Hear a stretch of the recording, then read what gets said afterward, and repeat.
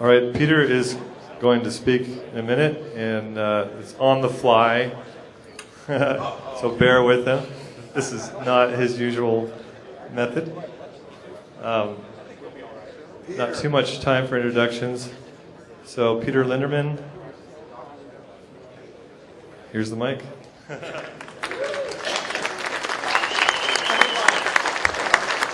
the fly, yes. Thanks, Rick, for inviting me to speak this morning. Can everybody hear this? Yes. Okay. Yeah, yesterday when I dropped in, I was talking to Gary, and he was asking me if I had anything I could say to the group, and I said, well, there's this thing I keep having to tell over and over and over and over and over on the phone, and it's basically the real reason why all these chargers and all these technologies really work, and it has everything to do with the batteries. And so I said, well, I could sure talk about that easy. So that's how this talk evolved. So today I would like to talk to you about the chemistry, the electrochemistry of the lead-acid battery in particular, but it has analogs in all different battery chemistries. Okay, so basically our very simple lead-acid batteries, all these things that are powering these machines.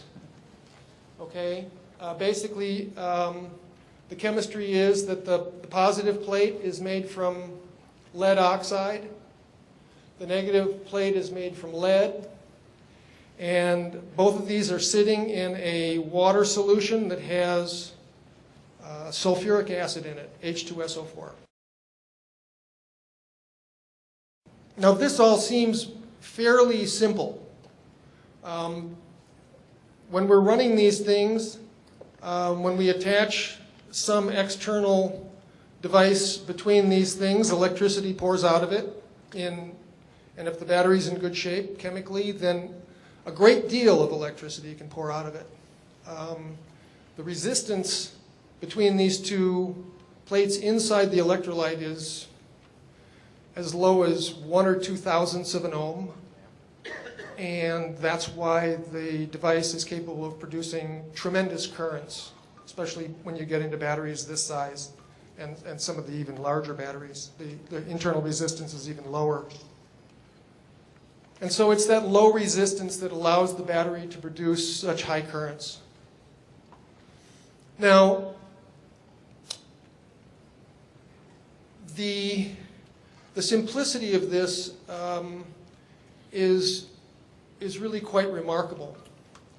The formulas, there are 3 formulas over here, and they describe, for all intents and purposes, all of the chemical reactions that occur in the battery. And so what I want to do is just go through these one by one and explain to you the simplicity of this. So what's happening is that the H2SO4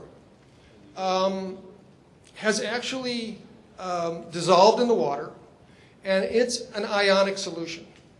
And what that means is that this H2SO4 is actually existing as a series of protons, which are hydrogen ions that are missing an electron, and the SO4 ions, which have a -2 charge. And so they're in an ionic solution, and that's what makes the electrolyte such an excellent electrical conductor. Okay, because water all by itself, very marginal electrical conductor. So the whole point of having the acid in here is to create an electrical conductivity. But also the process needs a few other little interesting characteristics, which the acid also provides. And we'll talk about that shortly. But the reaction is that the SO4 ion will combine with the lead, and the H2 will combine with the oxygen. So what's happening is that the positive plate here is the chemical, what we'll call the sacrificial lamb here. This is what we're tearing apart.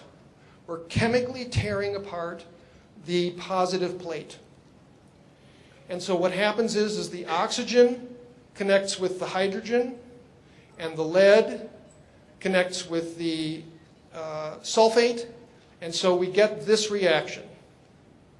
We get lead sulfate plus water plus an extra oxygen. Okay? Now, when the sulfuric acid attacks the negative plate, get a slightly different reaction. And that's described as number 2. Okay? Here again, the sulfate ion combines with the lead, and now we are left with hydrogen. So when the electrolyte attacks the negative plate, we get lead sulfate and hydrogen. Okay? And this is why it's possible to off-gas hydrogen and these types of things, which we've all seen.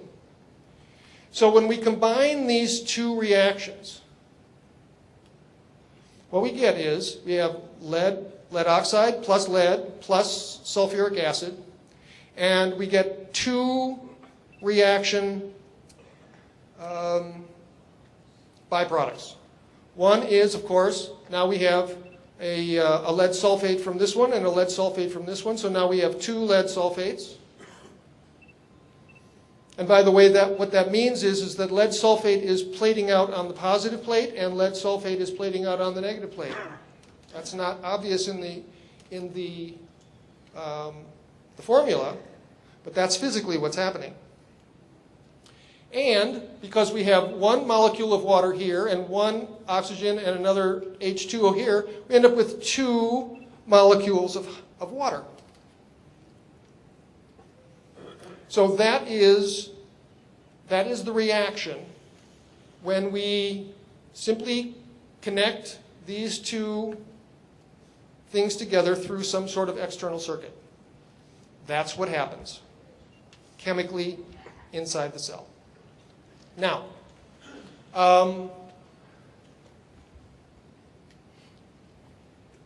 when you read all of the documents from the early 1900s through this, by the way, this chemistry was figured out in the 1860s.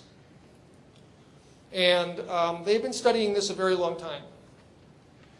When I was working with John during 2004 and 2005, we started seriously looking at this chemistry because everywhere we looked, everybody said, the answer to the question is, where does the electricity come from?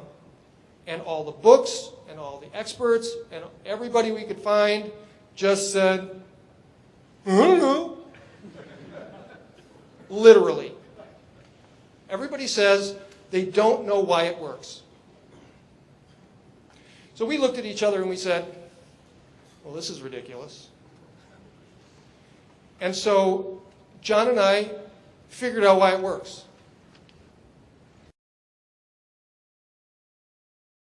Okay, so this is a simple diagram of what's called an alkaline fuel cell.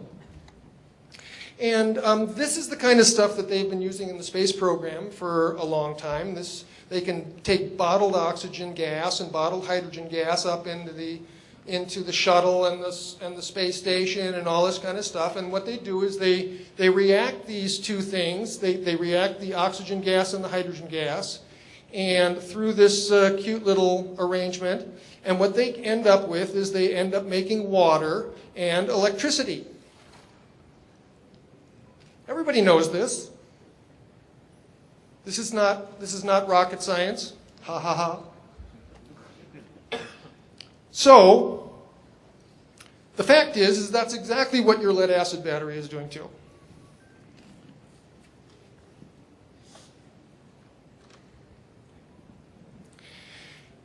The formula says that when we take electricity out of it, it's making water molecules. That is why it produces electricity.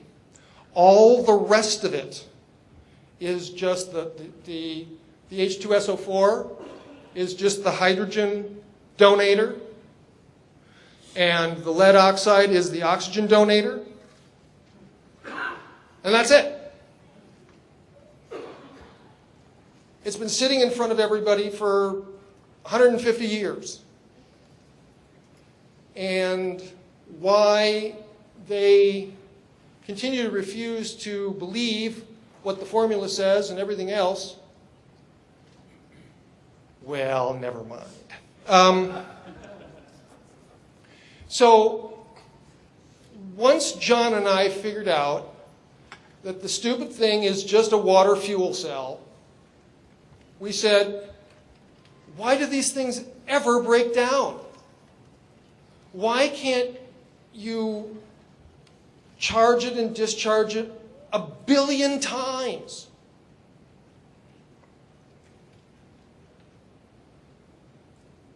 And there really isn't a reason. There isn't a chemical reason. Now, there are real-world reasons, and we'll get into those. But the chemistry does not prohibit the idea that these devices right here on the table, here, that the manufacturer and everybody says you can charge them and discharge them 100 times, 600 times, something like that. Getting 5,000, 10,000, 15,000 cycles out of these things is not impossible. Buying a battery, charging it and discharging it once a day, and getting 5,000 cycles out of it, that means the battery's working perfectly for 15 years. It changes the economics of independent solar power and things like that. Most solar installations are replacing their batteries every 3 or 4 years. Golf courses are changing the batteries in their golf carts every 3 to 4 years. This has nothing to do with the defect in the chemistry. It has everything to do with a defect in how the devices are charged. So, what I want to do is I want to go through the process of what happens during a discharge and what happens during a charge. So most of us know that when you connect the battery to a load, the voltage will drop, and then it will sustain for a while, and then it will start dropping off. We've not only seen these charts, we've seen this behavior in the battery. And so what I want to do is I want to describe to you the chemistry of what we're seeing here. So this is the voltage, and this is the number of hours it's operating. And so this has within it a specific discharge rate of amps over hours. Okay. So what's happening is this. We can see that the plateau of this discharge is right around 2 volts, and this is the typical behavior of a lead acid battery.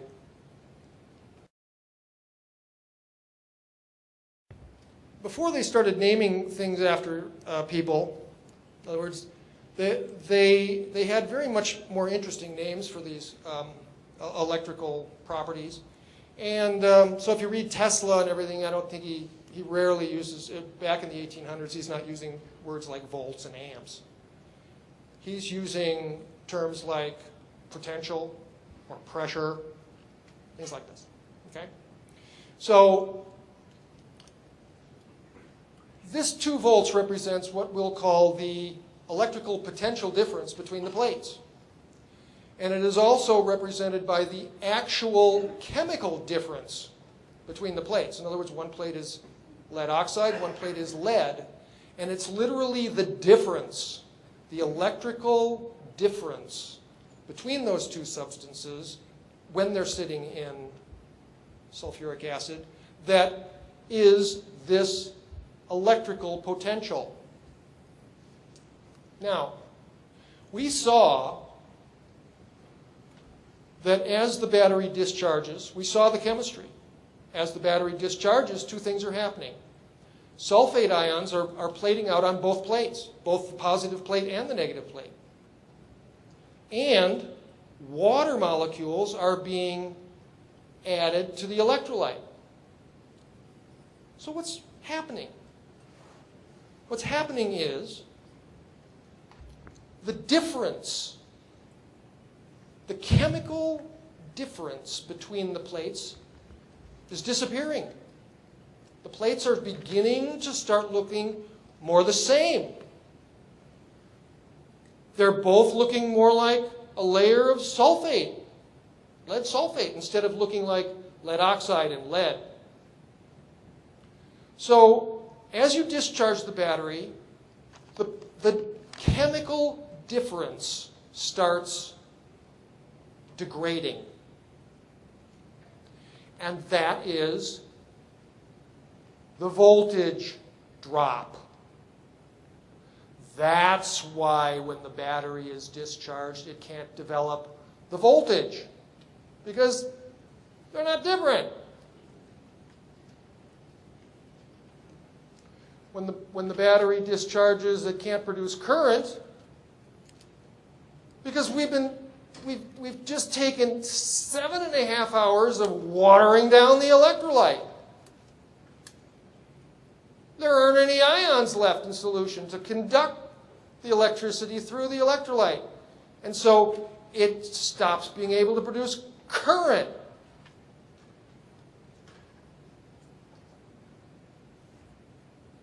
This is as easy as baking muffins. This is like simple to understand. Okay?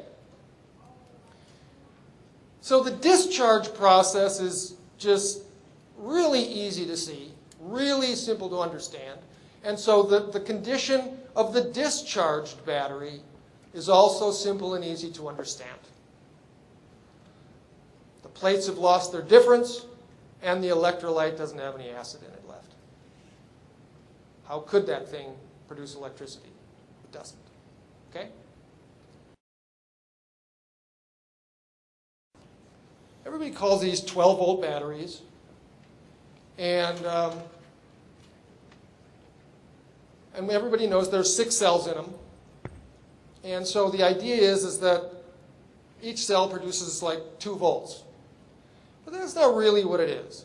That's just a lazy bunch of junk. Okay?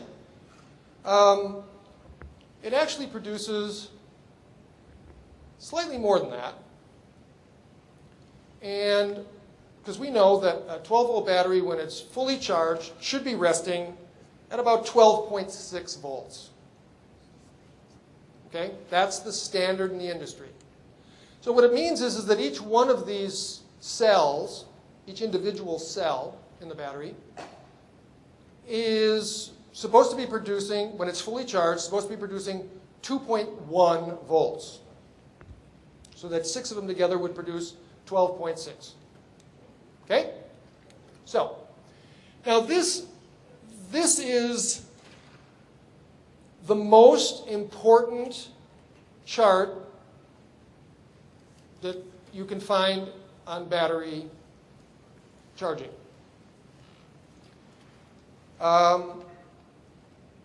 And is the key, when John and I found this, we knew what the chargers had to do. Okay? So what happens is, as soon as you start, let's say the battery is discharged down at 2 volts, and so as soon as you put it on the charger, it rises, it quickly rises to the beginning of what we'll call the charge plateau, which is pretty much this area here. And so it's going to sit there, and the voltage isn't going to rise very much. It's going to rise slowly. But this is where you're really pouring the energy in and reversing these chemical processes that I talked about earlier. And then the first significant event is here, labeled O on this chart. And sometimes this this event here is even more dramatic than it shows here in this drawing. When John and I started charting batteries under charge and being able to look at charge cycle after charge cycle after charge cycle after charge cycle,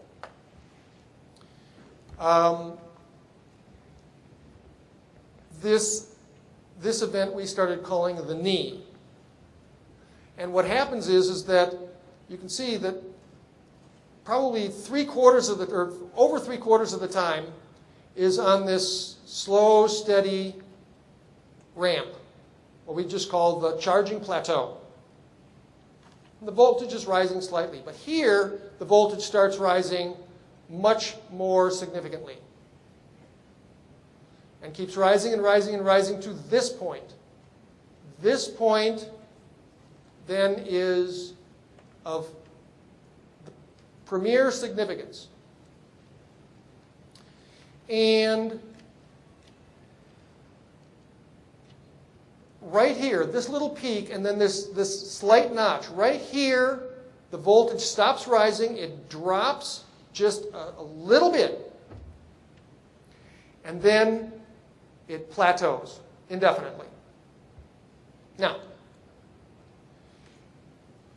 this event right here is the battery telling you the chemistry is done. There isn't one ion of sulfate left on the plates. It's 100% in the electrolyte. The chemistry is done. So, at that point, anything more that you put into the battery at that point can't charge the battery anymore because the battery is 100% charged. And so what can happen if you continue to charge it here is that the machine starts running as an electrolysis cell. Starts breaking up. Don't forget, what it's doing is it's breaking up those water molecules that we made. We're putting the hydrogens back into the solution, and we're taking the oxygens and plating them back out on the positive plate. That's what chemically charging the battery looks like. But if there's no more sulfates to give up, no more sulfates to displace, what happens is that all the electricity you put into the battery at that point just is lost, 100% loss. It just off-gasses this hydrogen and oxygen. Okay? So, the idea is, if you're watching what the battery is doing, then you can see this. It just tells you. Because the voltage keeps rising and rising and rising, and then it hits its peak, and then it drops. The only thing that will make it drop here is that it's telling you it's done with, the chemistry is done.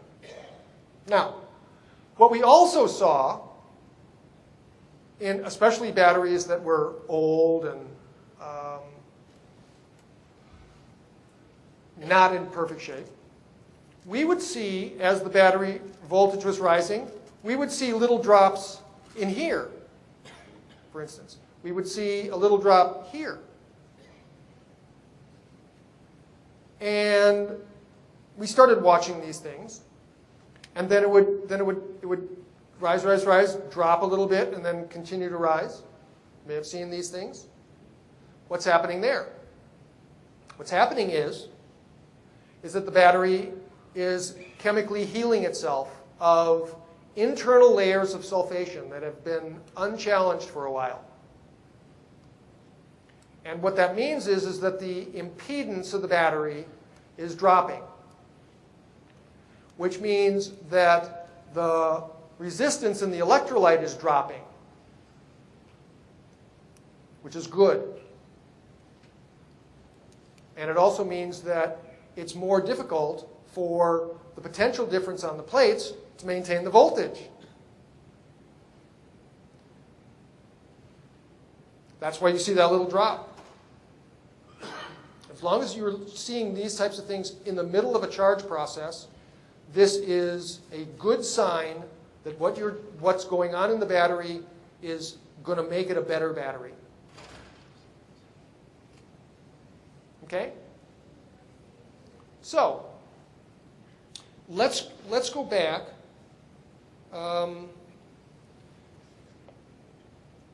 What I want to do, I'm just going to leave this right here. Yeah. Okay. We'll just leave the camera where it is for ease's sake here. Anyway, what's up there is just the loading process or the generator that's charging it. And so what I want to do is I want to talk about what happens when a charging process is not complete. Let me just go back and just look at this chart again, because this is very, very telling. The alternator in your car is designed to have a voltage regulator that tops the battery out at 14.7. 14 volts, 14.7 volts. Most battery chargers that you buy commercially are similarly configured, so that they will let the voltage on the battery under charge rise to 14.7. And when it gets there, it says, done.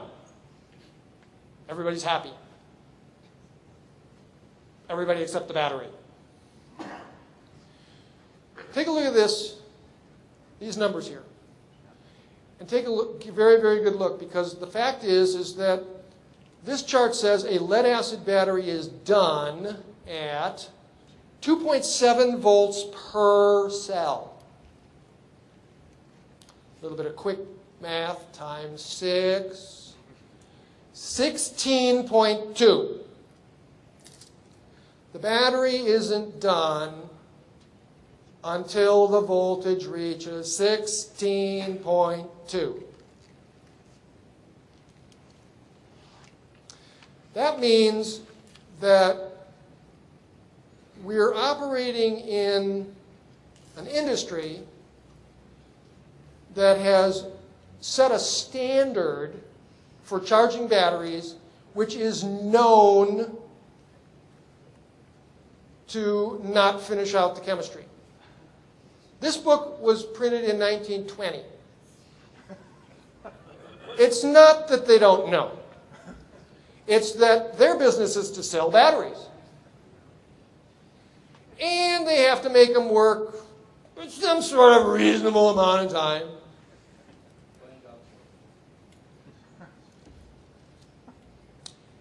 To keep this scam going another 100 years. Okay.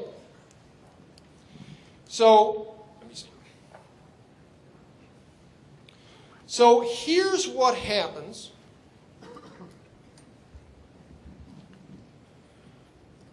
when we treat batteries this way. When we take the battery to 14.7 or 15 or 15.2 or whatever the charger will allow. What happens is that, yeah, you know, this becomes mostly lead oxide again, and this becomes, yeah, mostly lead. But since we didn't finish the chemistry, there's a little bit of sulfate left on the plates. Just a little bit each time. And lead sulfate is a semiconductor. It's not a very good conductor. So by the time you do this a couple hundred times, this doesn't look much like lead oxide, and this doesn't look like lead anymore. What it looks like is something that you would find in a French bakery called a croissant. Just hundreds of micro-thin layers of lead and sulfate and lead and sulfate and lead and sulfate. So how does it get to the 14.7? If it gets to the 14.7 again, because the amount that is left should be the same all the time. Except the other layer was buried. Never got rid of it. Because here's the thing. Batteries are never treated in a way that optimizes the chemistry. They're used the way we want to use them.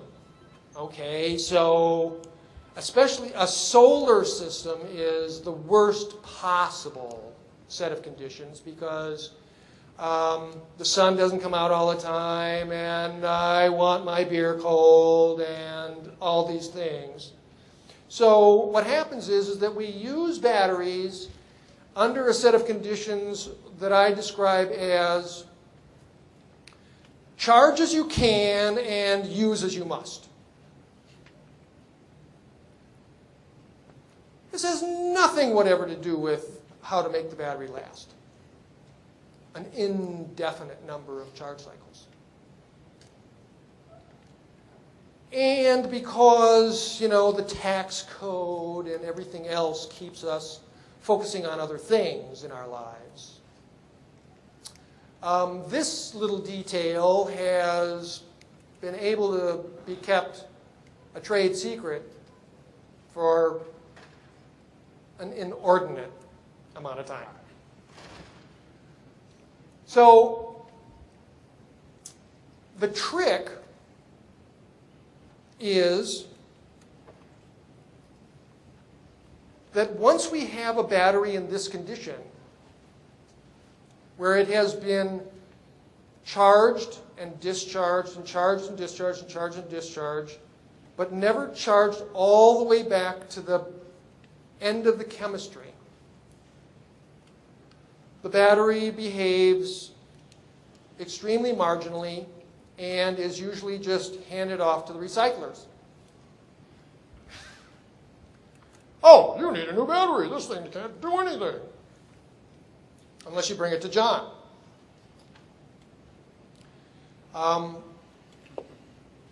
You know, I don't know how many hundreds of batteries that have been, you know, out in the field for years, frozen in the winter, left on the floor for 10 years, reading 0 volts, real boat anchors, with the outward appearance of a battery, have been brought through John's shop and within a ridiculously short period of time are put back into full service. Many of them having battery capacities in amp hours of above 90% of brand new, some of them 110% of brand new. All of this is possible. It's been done so many times we lost count. So the trick is that all of those layers of sulfation that are left on the plates, the process of the rejuvenators And even the other chargers that can be used to rejuvenate batteries but don't have the automatic rejuvenation cycles in it. What are they doing? Why does this work? What are these chargers doing that are different from anybody else's charger? First of all, they're taking advantage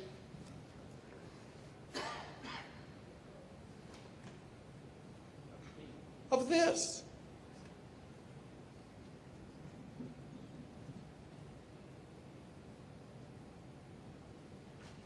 The little spanker, the little 2 amp, the 2A12. You ever see where that pushes a battery? High. High. It can push it. It can push it and push it. It can push it up. You can push it to here.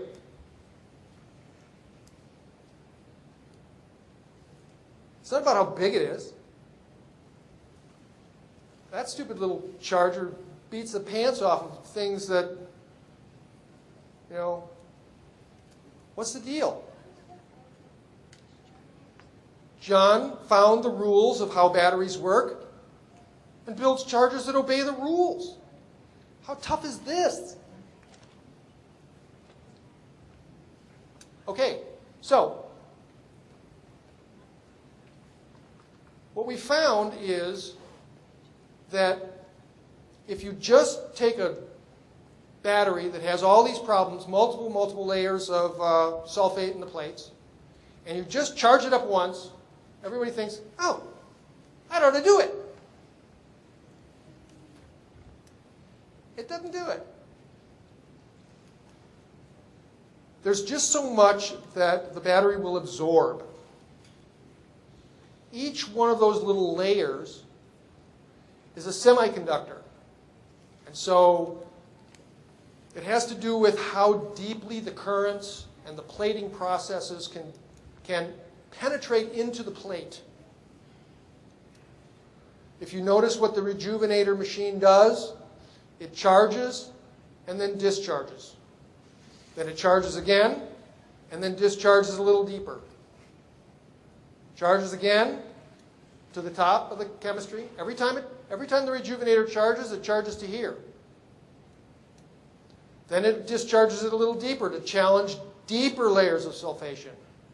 But at least it's not digging through layers of semiconductor. So then it can get deeper into the chemistry. And then charge it all the way back to the top again. And then discharge deeper. And this process of charge and discharge, charge and discharge, charge and discharge, charge and discharge, you can finally start rooting out all of the layers, no matter how deep they are in the plate. The machine is designed with a specific program that will manage this process. It will take it to a certain depth of discharge. Some batteries have been dramatically abused beyond that point even, which is why sometimes the rejuvenator doesn't quite bring the battery back. The only thing you have to do manually after that is just discharge it deeper again. And keep discharging it deeper and charging it back to the top until you've challenged every single layer of sulfation that's ever been plated out during a deep discharge. When you're done, you have chemically rebuilt the battery. The positive plate is 100% lead oxide. The negative plate is 100% lead. Every single sulfate ion is in the electrolyte. And you have proved to yourself that by Gadfrey, this is a water fuel cell. What if you have a battery where somebody dumped it was dead, they dumped the acid out, whatever acid you have to dump that acid out in water or something? Yeah. The question is, what happens if somebody who doesn't understand the chemistry of a battery dumps the old electrolyte out and just pours more acid in? This completely changes the balance of the ion structure in the battery. You may or may not ever be able to balance it out again. That's something that you should never, ever, ever, ever, ever, ever do.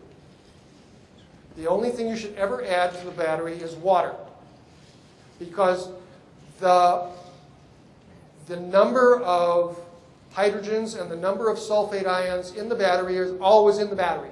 They don't go off. They don't off-gas. They don't go anywhere. If it isn't in the electrolyte, it's because it's in the plates. And you can't get the thing to work better by pouring new acid in it. It's not how it's done. These things are really important to understand. The machines that are sold here are absolutely the best battery chargers in the world. I don't have any hesitation in saying that. They treat batteries the way they're meant to be treated. Let me talk to you a little bit more about this chemistry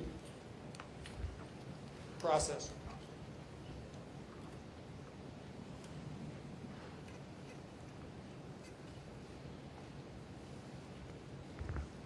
When the battery is delivering current, when it's discharging,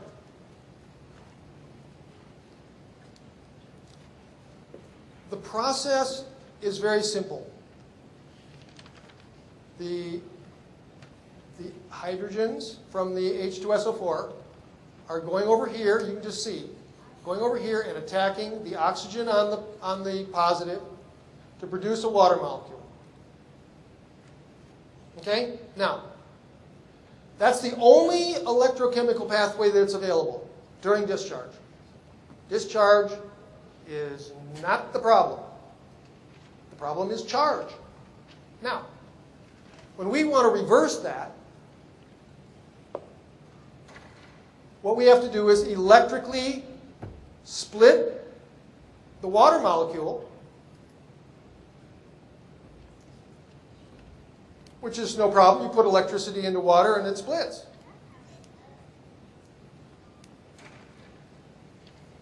But if you do that and call it an electrolysis cell, what happens is the hydrogen and oxygen off-gas as gases. And if that happens in your battery, you just poured electricity into this thing and didn't charge it. We need something completely different to happen than that during charge. What we need is for these hydrogens to not off-gas as hydrogen gas. We need them to go back into solution as H+1 ions. And we need that oxygen to go back over here and chemically combine with the lead to produce lead oxide and plate out on the positive plate. We need to be able to destroy a water molecule, the one we created when the electricity was made in the first place, and do it in such a way that it causes a chemical change in the battery.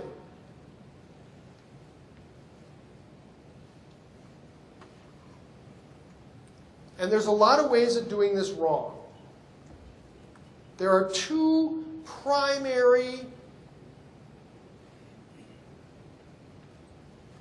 evidences which tell you that your battery charging process is not going well for you. One of them is if you see bubbles coming up out of it. If it's off-gassing, you're just burning electricity for fun. The other thing is if the battery's heating up. If the battery's heating up, you're running it like a resistor. That's not a chemical change either. You may notice when you charge batteries with John's chargers, doesn't heat up, Doesn't off gas until right at the end. Right? Correct. Okay. That is what we call the cheap lab test. Okay? You don't even have to pay some engineer to tell you that this is an efficient charge method because there are no secondary waste byproducts. When John's chargers put electricity into the battery, it is converted into the chemical change that represents the actual charge.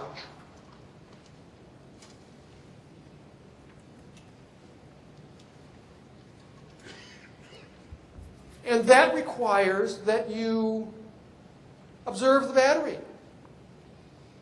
Most battery chargers don't do that. If you just pour current at the battery, the way the battery will pour current at you, the charge efficiency is extremely low.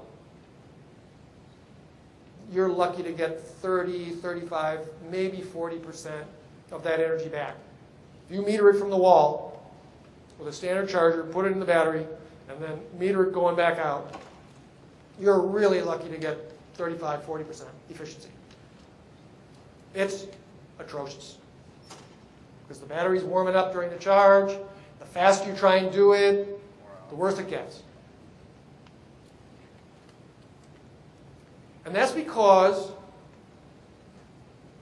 these sulfate ions have a lot of mass. They move slowly. And to get these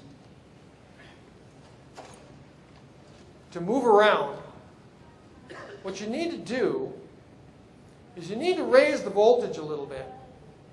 You need to, because these things are just moving around in here. All of the action in here is, there's no magnetism in here.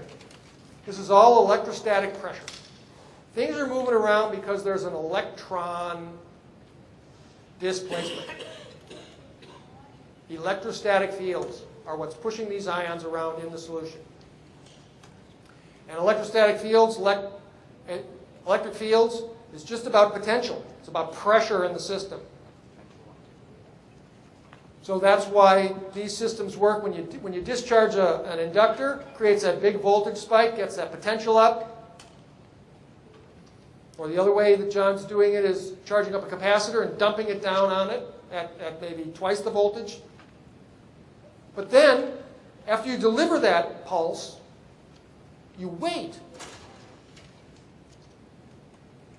You wait until these big ions can respond to that impulse. If you don't, you're just running a resistor. If you wait, if you pump and wait, then the ions have to resolve the potential difference. And they start moving to where they want to go. Start moving to where the potential is the opposite.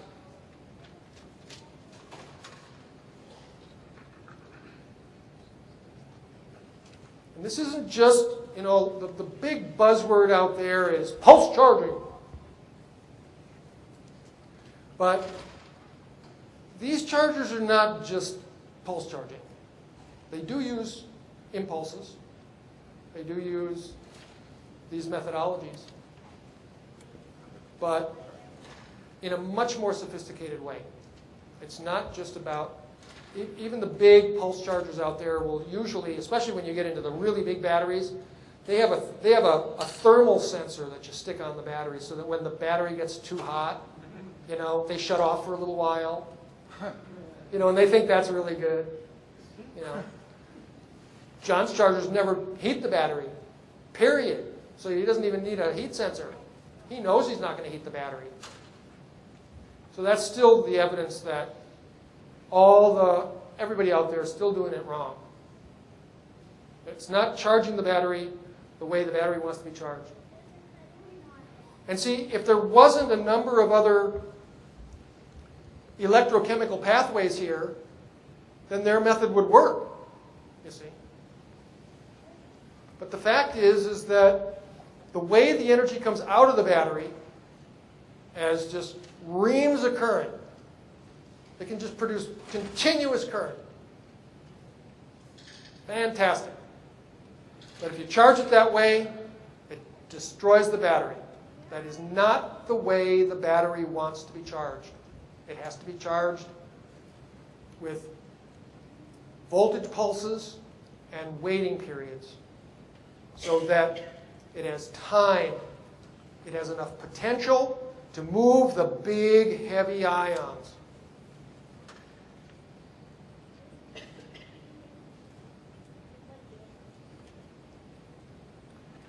So that's why these chargers are more efficient. They draw less from the wall. They get more of it into the chemistry.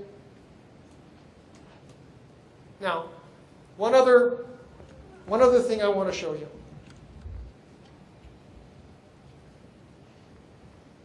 And it has to do with this graph again.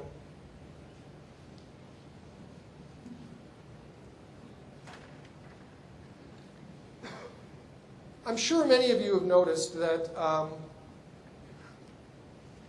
John routinely builds these machines and can get them to run indefinitely on batteries. He can just turn them around and they just keep going and going and going. I've seen him run things for 6 months at a time on the same batteries. I've seen systems run, where they're just taking a battery off the back and sticking it on the front and just goes and goes and goes, monitoring it up with computers and everything else. And every single time I ever tried to do that at my house, I swore to God that I had a magic wand. Now, to be sure, there's a narrow window where this happens. But the first time we saw this elusive process was when I was working for John in 2004. We were doing the original experiments on the development of the first golf cart charger. And every single day, I would come to work at 7 o'clock, drive the golf cart charger around for 5 miles, come back in, plug it into the machine, and we would chart the charging process. And after the battery started working pretty good, we started seeing something that was absolutely unexplainable. And here's what we saw. On Monday, after the battery had been resting for 2 days without being used, on Monday, the charge looked pretty much like this. And we were happy. On Tuesday, the charge diagram got to here and went almost straight up and finished there an hour before.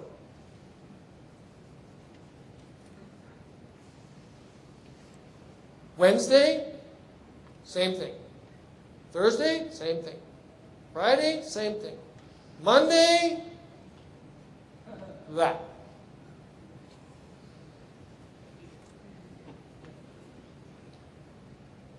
Did intolerable number of charge and discharge cycles driving the thing 5 miles. Same discharge over and over and over and over and over. There was no difference.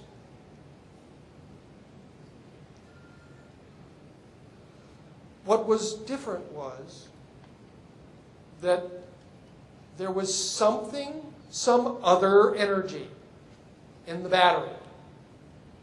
It was showing on the graphs. If you charged and discharged the battery in a continuous loop within a period of time, this top-out event simply happened much earlier. all this looked the same. Na, na, na, na, na, na, na, zip. Done. If your batteries aren't doing that, you're not going to get them to run forever. This is the trick. The trick is that if you aren't constantly using the battery, charging it and discharging it and charging it and discharging it and charging it and discharging it within a certain time frame, you will never see this happen. If you do your tests once in a while, if you get around to it with a yawn, if you are a weekend warrior, I'm going to work on this all weekend. You're never going to see this.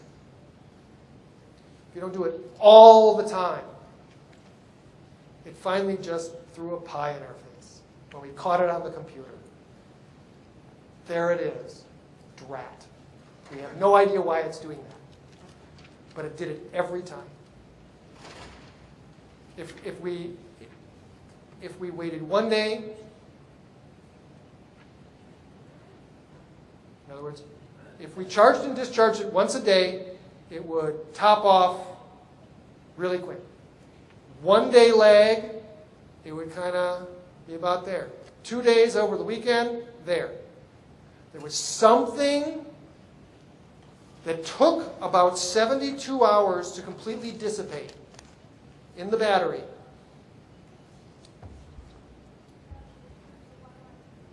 So when John, speaks all this mumbo jumbo that everybody, says, well, there's something going on in the battery.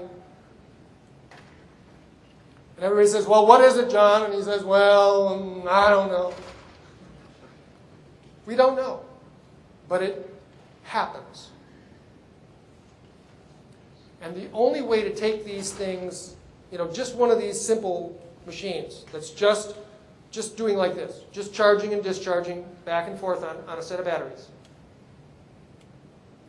If you don't go continuous, if you don't run John always says, well, just set it up and just let it run.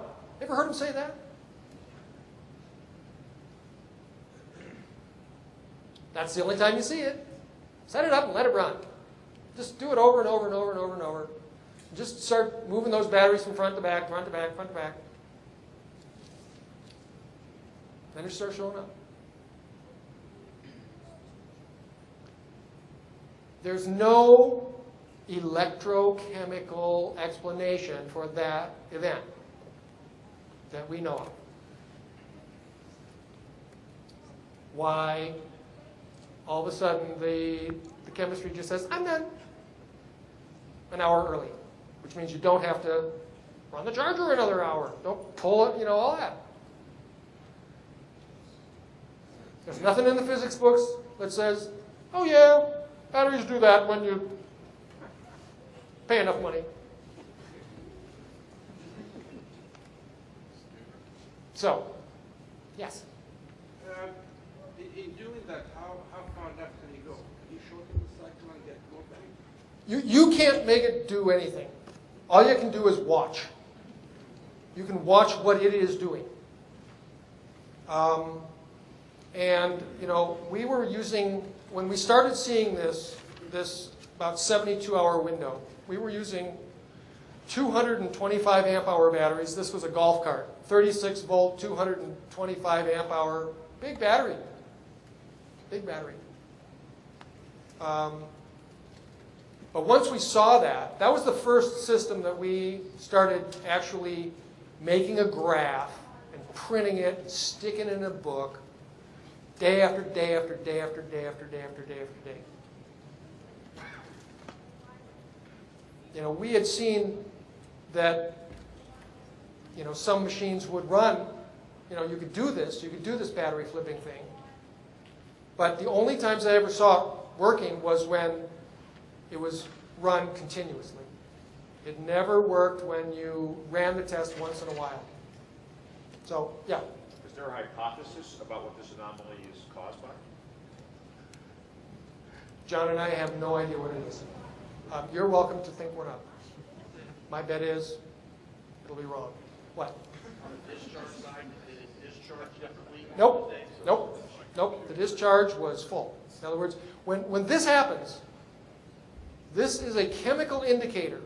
The chemistry is done. It doesn't go there for fun. It only goes there when the sulfate is 100% out of the plates and into the electrolyte. Yeah? I've heard John say sometimes to let your batteries rest. Is there any reason why you want to let that weekend circumstance exist? I don't know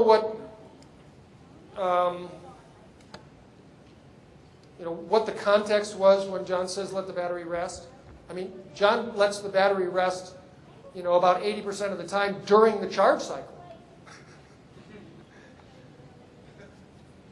So I don't know what that means. I know that phenomena only happened if you were working the battery, charging it and discharging it on schedule. Yeah. I also noticed that many times when I disconnect everything, Yeah. because I'm afraid to leave it alone, then I see that afterwards I measure the potential and it still is going up. Yeah. We've seen a lot of that kind of thing. Depending on the method of pulse charging in some of these systems, the battery will continue to charge for up to half an hour, maybe 45 minutes after you've disconnected the charger. Yeah. So that process maybe still continues whatever makes it happen going up.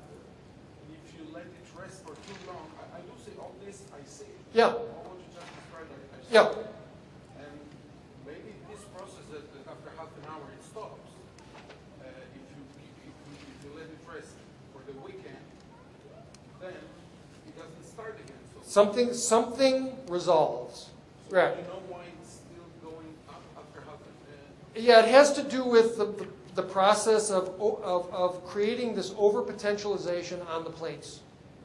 In other words, we're not just, what the industry says is, all you need to do is be 2 volts above the battery and you can just pour current on it. And we're not doing that. What we're doing is we're putting spikes on it that are anywhere from, twice the battery voltage to higher than that. And then, dropping a set number of joules onto the plates and then just disconnecting and waiting. And forcing the plates to absorb it. And this process we refer to as over-potentializing. We're literally pushing the voltage to much higher levels than it can chemically hold itself. And we believe that there's some sort of electret effect or some way that this overpotentialization is stored in the ion structure. And that it takes a while for that to dissipate. That would be our best guess. Yeah, there's things going on in these things that are not explained. I've explained the chemistry, and that's more than you'll get from almost anybody. But there's other things still going on in these batteries, there's no book written yet that describes. We can see them, we can catalog them, we can chart them, still can't explain them. I've got some Exide batteries. They're the 2.2 volt, 1060 amp hour batteries. The cool thing about them is they're clear. You can actually physically see the plates. Now, I did observe that the one plate the batteries are about 20 years old. And I noticed that the one plate, positive plate, has all the layering and some look like little layers of paper on the edges of the plate that are falling off. However, I noticed that the negative plate looks like she's just brand new, nice and big and fat and thick, and doesn't have all the little eccentricities that the positive plate has. Now, having purchased some brand new little motorcycle batteries with the acid in the bottles, they tell you to put the acid in and then be careful with your connected right, because you can actually charge the battery backwards. Now, looking at the fact that my negative plates are 25 years old and they're nice, big, and fat, and that's what we're sacrificing, No, you're sacrificing the positive. Correct, but the negative plate is really big and fat and untouched. Right. And I thought, what about if we were to drop that right down and then charge her backwards?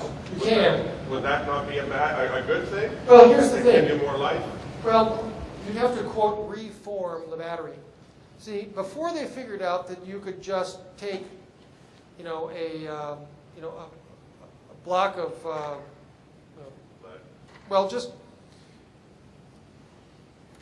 originally when they figured out how to make a battery, they just put 2 lead plates in sulfuric acid. And what would happen is that the sulfuric acid would attack both plates, creating lead sulfate on both plates, and then they would, because at that point they're the same, okay? And then they decide which one's going to be the positive and which one's going to be the negative, and then they energize it, and it starts the process of putting sulfate into the electrolyte back and then oxide on one side. Because all they're doing is they're breaking down the water molecules and starting to produce this process, okay? How do we reform it though? Well, the way to reform it is to go back and do forming. In other words, Discharge it completely and then start flipping. well, see, here's the problem. When you discharge completely, yeah, you end up with 2 plates that have a lot of sulfuric, lead sulfate on them. Yeah, then you can turn it around and see what you can do. It can be an expensive failure because you're not used to the process or how long it takes and how many cycles you may have to go back and forth charging and discharging and so on. Can I kill the battery? Yeah, you can make it into a big bucket of mush. Well, that's not something that you would recommend. Not if you Is there a procedure? not if you have something better to do. All right. Yeah, it is possible. Yeah, I mean, it's just, it's, yeah, I mean, look on the internet about battery forming. In other words, the original process of making a battery from scratch. Yeah. Sometimes the batteries, pieces of lead fall off. Right. If you start charging it properly, will it dissolve that with that? Nope, it won't. And that's another part of the scam. If you charge a battery too hard, it will force, see what's happening is,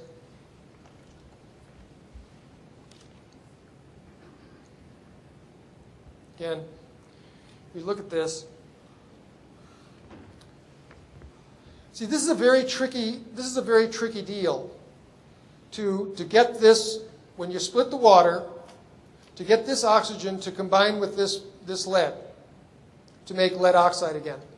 Because that's the only thing that represents charge.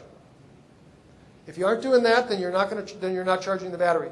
And what happens is that when this is done insufficiently so that this bond is really well established, what happens is that this material starts dropping. It may form, but if it doesn't form in such a way that it actually plates to the plate, it will fall to the bottom. And at that point, it is disconnected from the electrical circuit and becomes an inert sludge at the bottom of the bucket. Does that harm our battery? It can. Now, what happens is you'll notice there is a distance between the bottom and where the plates end. Okay? Now, I'm sure you've noticed when you've bought a car battery or battery for your car, you can buy a 24-month battery or a 36-month battery or a 48-month battery. And if I told you that the difference between a 36-month battery and the 48-month battery is a 1/16 of an inch down here, you'd begin to understand the price difference.